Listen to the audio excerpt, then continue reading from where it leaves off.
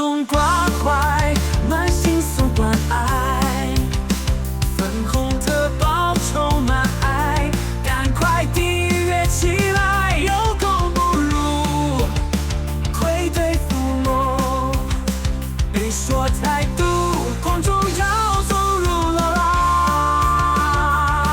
那次不如在这大如花时代，如花是命运安排，表现的不愉快，不如触动如个风花绝代，如他的中所期待，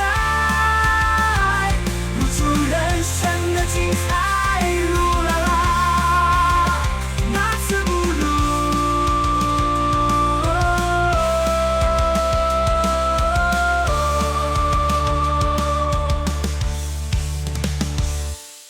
大家好，欢迎回到本周冯特报，我是各位最好的鲁工投资顾问 Porter 老师。上周五的影片有一小部分观众听出来我的声音怎么变了，变得这么磁性。先谢谢各位关心，因为 Porter 老师不小心感冒了，不过我已经去诊所拿药了，是没有发烧也没有流鼻涕，只有咳嗽、喉咙不舒服，所以声音变这样。我觉得现在声音很像蝙蝠侠。I'm Batman, it's not who I am underneath, but it's what I do that defines me. 是说我的观众有看过《黑暗骑士》吗？不然可能不知道我这声音在模仿什么。Here I am。OK， 总之本周影片还是这个声音。今天影片一开始要先带各位来看一段比我的声音还要好笑的暖心笑料，而后半段会谈一下美国印太司令演说时提到中国若出兵台湾，美国会怎么做。那首先要看的暖心故事是中国复旦大学教授沈毅，他发表了一段对台湾的看法，去为台湾民众考虑的太多。为什么？因为你不了解他，因为你不了解他。就是你没法了解他，这个没法了解，不是说你不知道他在看些什么，就是你没法有他那个思路。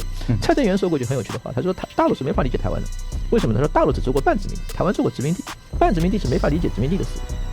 香港的情况也是一样，香港跟台湾更有共同点，他们俩都是殖民地。然后殖民地的特点是什么呢？你揍他一顿就对了，你不用想太多。为什么？因为他只要不想死，他就会自己想通，他很擅长。因为不擅长的都死了，已经被淘汰过了，这个是一代一代被淘汰下来的这样一个结果。忍不住想先吐槽一下，中国也当过殖民地，元朝就是啊。大元帝国是由蒙古帝国建立的，人家开国皇帝忽必烈是蒙古大汗，蒙古帝国通过武力侵略中国，这与传统的中国王朝更迭有本质上的不同。当时是蒙古人殖民中国，忽必烈虽然采用了汉文化的部分元素，如年号、儒学等，但蒙古贵族始终保持自身的文化优越感，并对汉人实施阶级管制。蒙古帝国是以征服世界为目标，人家关心的是蒙古贵族的利益，而不是中国的发展。大清帝国我觉得也可以算是，因为是满洲人去殖民中国。清朝初期，满洲人作为征服者，也是对汉人采取明显的压制措施。而要有效地管制汉人，只能完全消灭或模仿对方的文化，不然满汉文化的差异是很大的，长久下来会影响政权稳定。于是到了清朝中后期阶段，康熙、乾隆等皇帝在加强中央集权的同时，就努力塑造清朝作为中华正统的形象。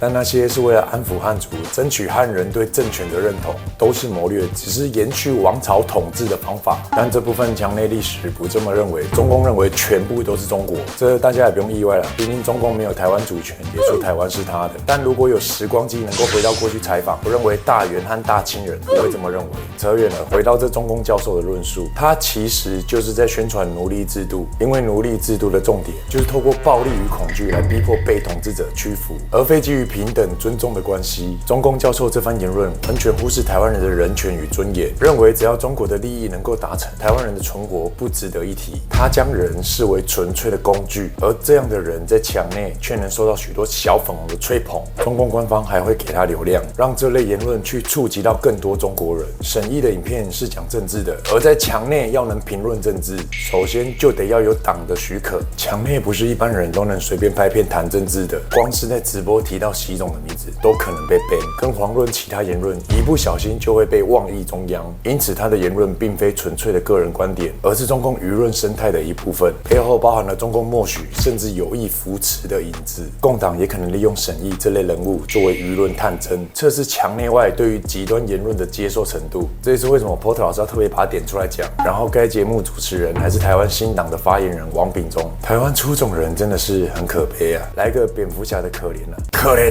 呐！沈毅后来还讲，台湾把中国的善意消耗光了，语带威胁说台湾会后悔。他现在已经把大陆的善意，我直白的讲，就已经耗散掉了。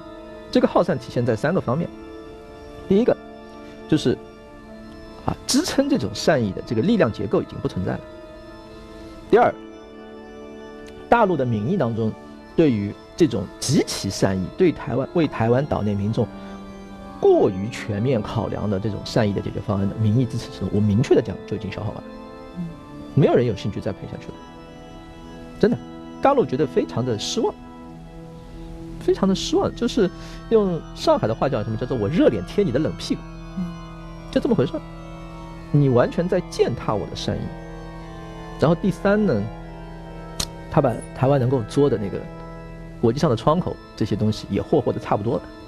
剩下的事情就是怎么解决、怎么搞定的问题。当然，他现在还有机会，什么机会呢？就是大陆现在还在觉得这个死伤太多总是一件不好的。这整段话的意思就好比隔壁邻居某天看到你的绝世容颜，一见钟情，于是拼命追求你，但对方价值观跟你差太多，两人完全是不同世界的人，沟通不来，所以实在没办法接受。你也明确拒绝过很多次了，但那位流氓却这样说：若再婉拒，那他就要动手了，还说要扁到你答应为止。那我试问一下各位观众，这种情况你会答应跟对方在一起吗？不可能嘛！中共所谓的善意是单方面以利益考量为基础，例如推动9二共识、经济合作或两岸交流，但背后实质是要求台湾接受1国2制或接受台湾是中国的，所以是一份虚假的善意，也伴随着威胁，比如不接受9二共识，后果自负，台独就会引来武统等这种带刀的橄榄枝，不会是善意，而是恐吓。这番言论也体现出中共人把台湾视为需要教训和改造的对象，暴露了集权政权一贯的傲慢与独裁，跟先前中共驻法大使罗沙野说统一后要再教育台湾人是一样意思。话说回来，墙内粉红支持这样的言论，其实是很不合理的，因为你们本身也是被集权所压迫的对象。想想城管、公安怎么对你们的，你在墙内遇到不公，想要上访，都还会被打压。所以小粉你们支持这样的言论其实就是支持中共继续压榨你们。但都要2025了，该是时候对压迫来源进行反思，不要反而是在权力结构中寻求附属感。这教授就只差没直接说香港跟新疆都是被打怪的，这个话也透露了香港1国2制是不可行的。香港5年前已经示范给台湾人民看了，各位台湾观众朋友千万不要忘记。说到这边必须得提醒各位，对付中共大外宣以及粉红歪理，面对这些脏东西，我们就用逻辑与事实真相一针见血将其破解。而面对居家生活中的脏污，则推荐各位和我一起使用独胆防卫科技，超越规则，超乎想象。不管是陈年水垢或顽强油污，都能依靠独打防卫，轻轻一喷就能轻松去垢，焕然一新，替你独打一切脏污。而且产品从研发到设计全程 MIT， 不咬手不刺鼻，清洁脏污同时还有驱虫效果，家中卫浴霉菌，也如同共党对粉红常年洗脑的爱党教育，根深蒂固难清理。但今后可用除霉凝胶对付，操作相当简单，直接涂抹霉菌脏污，待静置乳化。就像 Porter 老师在粉红心中种下民主的种子，也需要时间发芽。而等待时间就先去追剧或运动，晚点再回来，你就会发现原先刷不掉都自动被清掉了。后续用水冲洗就 OK 了，真的很方便。立刻点选影片下方连结，任选2件就免运，只要1088；任选3件1450，让你一世有灵。该组合加送1罐除霉凝胶，再送蛇年红包袋，数量有限，送完为止哦。今后不再费时洗刷，解放双手，让独打环卫成为你的清洁帮手，推荐给各位。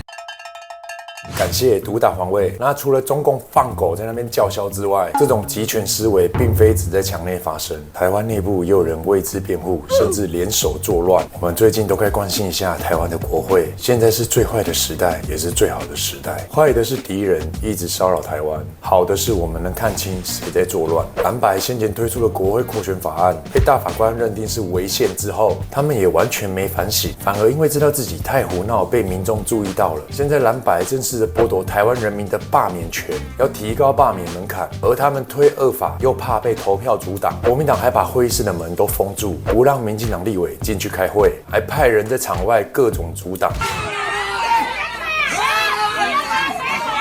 你干嘛？你干嘛？你不要弄他！你不要弄他！不要起诉他！你干嘛动手？你干嘛动手？你干嘛动手啊？说真的，你干嘛动手啊？让你进来！你干嘛动手啊？你打人了！拿拳头起来干嘛？并且还乱搞财划法，弱化国防。Porter 老师先前有做过影片，谈过台湾自治潜舰的重要性，对中共侵略有一定吓阻力。结果现在马文君要提案砍光潜舰预算，国防部长顾立雄对此表示，这样做的话，国防战力会大受影响，潜舰计划会延宕2年。连台湾的造船工会都主动发函表示，潜舰国造已见具体成绩，请别让专业无以为继，并指出潜舰国造部分的核心装备技术输出许可即将过期，倘若得再重新谈判，会出现许多不可控变数，逐一左右甚至影响装备取得时间，会让建造完成目标变得遥遥无期，也让维持台湾造船人才和培育环境更加艰难。连专业在造船的都说潜舰预算不可删，会影响台湾很大。前面蓝白怕自己被罢免，所以提高罢免门槛，这都还能勉强当作政治攻防。但今天你要弱化台湾国防，这真的说不过去。大家想一下，当台湾国防能力衰弱时，谁最开心？中共最开心嘛？还不止这样，后面蓝白还要提修宪诉法来瘫痪宪法法庭，这是不是在与中共从内部来联手扰乱台湾？台湾现在很不好，但还不全是因为中共，而是因为部分台湾人太纵容蓝白乱搞。如果当初你有投票给他们的，现在还有机会能挽救，请打电话到他们的办事处，或到那些蓝白立委粉专留言反映。不要觉得这与自己无关，也不要小看这一切的连锁反应。等你我罢免权被夺走之后，蓝白会更加肆无忌惮。光看这段时间，他都能把你台湾国会乱搞成这样的，那后面几年呢？大家不要忘了，先前他们还打算放宽中国籍配偶的投票权，还要开放海外投票，投票所直接设在中国。等他们前面的步骤都完成之后，他们会在后续几年不断改变台湾的制度，确保你将来永远选不赢他们。这跟香港被中共侵蚀的过程很像，所以不要放任不在意。台湾正在一步步被这些蓝白委推向中国，这情况与所有台湾人都有关系，千万不要忽视。如果没有蓝白在乱的话，台湾现在国际声望一定更高。借带各位从国际的角度来看，台湾此时真的是很受到重视，欧美各国都支持，然后中共眼红就做假新闻，要散播以美论，结果被 FBI 先抓到，说中共在制造假新闻，准备攻击部分挺台的美国参众议员。假新闻内容主要是说这些参众议员都有拿台湾的汇款才会挺台，还好 FBI 先抓到，不然台湾的亲中媒体又要跟着带风向。那 Porter 老师要来接着破除中共的以美论，带各位来看2段我整理的关于印太司令海军上将帕帕罗他在布鲁金斯学会的访谈。这是第一段，当他被主持人问中国入侵台湾议题时，除了明确表示美国有信心在台海战胜中国之外，还表明说美国的政策是维护台湾的自决权。 I will tell you that the object here, the policy of the United States of America has not changed. The policy of the United States of America is the 3 communiques, the Taiwan Relations Act, and the 6 assurances. You know, we might remind ourselves of that. And so that is that the status quo does not change with the use of force. Sometimes we get so focused on Taiwan that we believe that Taiwan is the object. And I appreciate that for the Taiwanese, it's Taiwan's right of self-determination that is the object. And that is the policy of the United States. The 3 communiques is one China, 2, we'll have economic and we will have cultural relationships. The Taiwan Relations Act is that, or the Taiwan Relations Act is the part that relates to me, is that we will provide defensive articles and support and defensive services to Taiwan. The 3rd communique is that we will reduce that defensive support in proportion to the demilitarization of the Taiwan Strait. You can also appreciate what is implicit in that is the inverse. And then the 6 assurances inherent is that we won't reduce that in relation to relate to our relationship with the PRC, and we won't force Taiwan to negotiate with the PRC ourselves. This is kind of the big idea for the 6 assurances too. We sometimes get so wrapped up in the Taiwan question that we forget the policy of the United States of America. And for that reason too, we get into a misunderstanding loop with the PRC, who we don't believe the policy of the United States. But the policy has not changed. 这段话由美国印太司令亲口说出来，其实以美论就不攻自破了。下一段是关于雷根国防论坛的演说。这论坛请来的来宾有 GE 航空首席 CEO Larry、美国众议院国防小组委员会主席 Ken、美国印太司令 Paparo 以及海军陆战队指挥官艾瑞克·史密斯。这整段演说其实蛮长的，将近1小时。我截取其中几段重点给大家，主要是谈万一中国出兵台湾时，美国的立场是什么，以及会怎么看待这件事。这些我在台湾媒体看到的相关报道比较少一点，但我觉得蛮重要的，也想分享给各位知道。那为了鼓励大家加入频道会员支持这个单元，这部分的完整版1小时访谈片段，我会另外上传到会员影片，欢迎大家加入 YouTube 频道会员支持这个单元。那我们就一起来看一下这段访谈。We are going to pivot back to the Indo-Pacific and particularly Taiwan. For all of you, what is your assessment of how the Trump administration views continued support for Taiwan? We heard a lot during the campaign about it's time to pull back from wars, it's time to not get involved. But what does that mean really for Taiwan and the ability to help them defend themselves? Admiral Paparo, I'll start with you. Well, I think it begins with the policy for Taiwan, which is a policy that's now spanned for 52 years, and why it is so. And it really is so because of the extent to which the economy of the United States and really the economy of all the market democracies are intertwined. And the knock-on effects of conflict in the Western Pacific, the effects that it would have societally on the United States, is why it's so absolutely important to deter conflict in the United States, that the basis of the Taiwan policy is the first communique that the matter shall be resolved peacefully, the inverse of which is that conflict by use of force shall be deterred with strength. And that's why that is so important. In fact, just for an exercise, you might go into any large language model and say, what is the effect on the United States economy of conflict in the Western Pacific, and what is the knock-on effects for unemployment and deaths of despair? And you will see what the interests are for the United States of America in peace in the Pacific. And you'll see that it's hundreds of thousands of lives over 5 years. And that's the importance of peace through strength in the Western Pacific. And that's why the policy of this, in fact, it is really the Taiwan Relations Act, which is the remit of the Defense Department, that the department shall be ready to come to Taiwan's defense, and that the department will provide defensive weapons and defensive services. And then the third communique, which is a Reagan communique of the summer of '82, which is that the reduction of that will be proportional to the reduction of the militarization of the Taiwan Strait, and the inverse is true, is the basis of that. And so I think that is the approach into Taiwan, and to have no more wars is peace through strength. And that is what I am hearing from really universally here as we're making the transition. That in particular with the National Defense Strategy, what haven't we realized from the last National Defense Strategy to be ready for 2027 right now? Like if 2027 happened right now and China did take action, what would be the outcome? Are we ready to help Taiwan defend itself? Are there necessary resources in theater? And this can go pretty wide-ranging, but we have tied up our defense industrial base in supporting both Ukraine and the wars in the Middle East. So are we ready right now, or what needs to change? I remain confident that we prevail in a conflict with the PRC over Taiwan. And in fact, the PRC also doubts their own ability to prevail in such a conflict. That's why they set the benchmark 2027 also. That doesn't negate that if they decided that there would have to be a war of necessity, they're going at tremendous risk to themselves for doing so.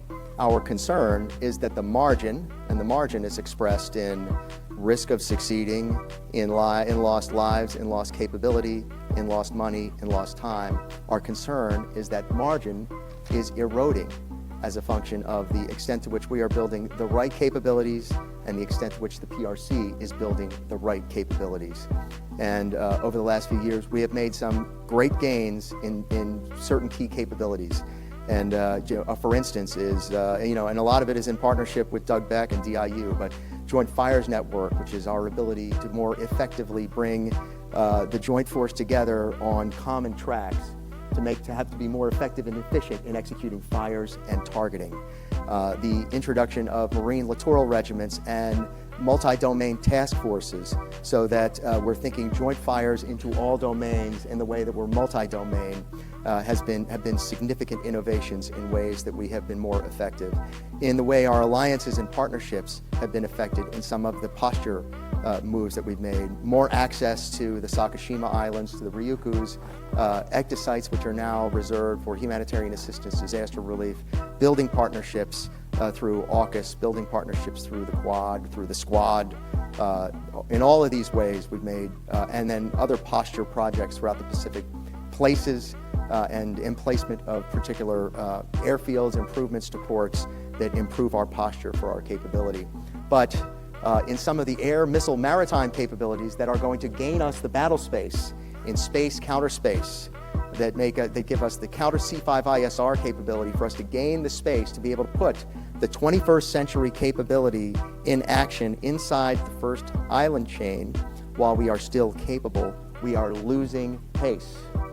And so those are the areas where we have to, we've got to double down on our ability, getting away from CRs as a part of it, becoming more agile in our acquisition, thinking differently about the weapon systems themselves is a part of it, embracing the 21st century and 21st century tools is a part of it, but also we have to accelerate some of our in situ programs as well. We have to act with a sense of urgency. But sometimes it's not just weapon systems, sometimes it's actual US troops. Do we need to send more Marines to Taiwan? Is that enough of a deterrent signal? Well, what I would say, I'll defer to Admiral Paparo on whether we send Marines to Taiwan or not. But what I would say is the advantage lies with us because our last combat was captured on somebody's iPhone 14. The Chinese's last combat was captured on oil and canvas, and they should not forget that. It is easy to bluster, but it's another thing when you actually have to go toe to toe and go in harm's way. And we have a lengthy history of going in harm's way. In Iraq, in Afghanistan, we've built a culture of warrior excellence. We've built a culture of warfighting. We've built a culture of interoperability in the Joint Force. The PRC has not yet had to deal with that. They haven't had to deal with that in decades. So I would not undersell the value that our combat experience brings to this fight. Because again, their last combat was captured on oil and canvas. 那今天影片就先聊到这边，再次感谢独塔防卫赞助本集粉红特报。提醒各位，1450专属优惠链接放在影片下方，赶紧手刀购买。那我们下次影片见，拜拜。